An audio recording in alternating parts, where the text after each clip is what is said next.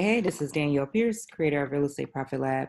In this particular video, I wanted to address the issue of saturation, or the concern of saturation, I should say. One of the most commonly asked questions is, can I do this in my area? Is it too many vendors? Is it too many people? And people literally will talk themselves out of doing anything because they have convinced themselves that, there must be a lot of people doing it. A few things about that. Number one, saturation is actually a good thing because it means that there's money in the industry to be made. You wouldn't want to, if the industry was, if a particular area was not saturated, then people would have the other concern, like, well, nobody else is doing it. Well, why should I do it? Maybe I don't want to be the first one, so maybe there's something wrong.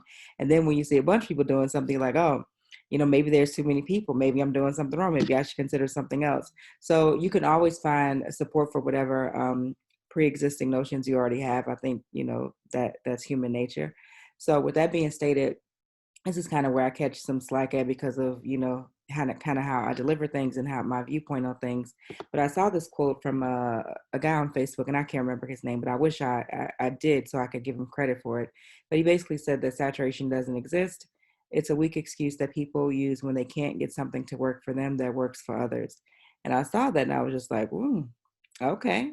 Snatched a few edges with that, but I'll allow it, because I agree with this sentiment like 1,000%, not just with regard to PPI, but with regard to pretty much everything. I mean, so many things are saturated. Makeup is saturated, perfume industry is saturated, t-shirts are saturated, but it doesn't stop people from launching businesses in those arenas every single day.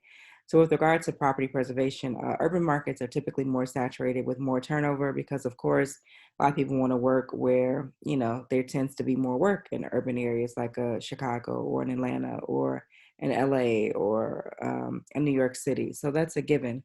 But there does tend to be more saturation and subsequently more turnover as people kind of get started. And sometimes people fall out because they want to do something else. Sometimes people fall out because they can't, do the work that needs to be done, or they're not getting it done on time and they get their contracts pulled. Other people fall out because they're a little bit shady. There's a lot of shady folks in the industry that are always looking to do the least amount of work and get paid the most money without anybody catching on.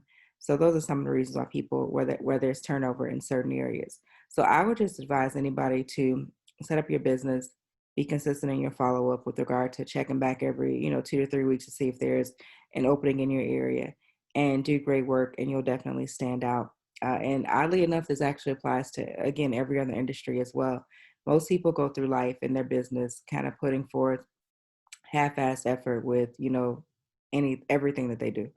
Most people are not, the majority of folks are not putting their all into anything, be it a business, be it a marriage, be it, anything. People are not putting in their best effort because a lot of us are scared. A lot of us we have um, too many voices in our head convincing us to do a bunch of different things at the same time. And as a result, we give, minimal effort to much of what we do. So if you do any business, property preservation included, and put forth maximum effort, you're going to stand out. You're going to be a rock star, and people are going to be like, oh my gosh, how did you do it? What's your secret? Your secret is only that you've been consistent and you believe in yourself and you continuously put out an excellent product. And that's literally it. I tell people, I tell my kids this a lot. I'm like, you need to read. Like even these days, because reading is so, I don't want to say frowned upon, but it's such a rarity to encounter someone who actually reads and likes to read, that just by reading, you can look like an absolute genius. Even with, again, this industry, just by reading the work orders and following them and making sure that you're reading for comprehension, you will look like a genius compared to, the average vendor, because yeah, a lot of folks don't read. So with all that being said, I'm gonna hop off my soapbox and let you know that, again, saturation, I don't think should be a concern for anyone who's serious.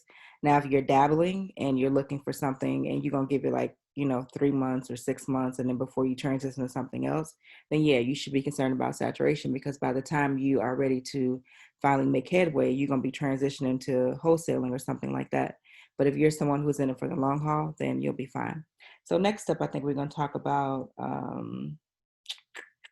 maybe bidding or startup costs, but stay tuned for the next video.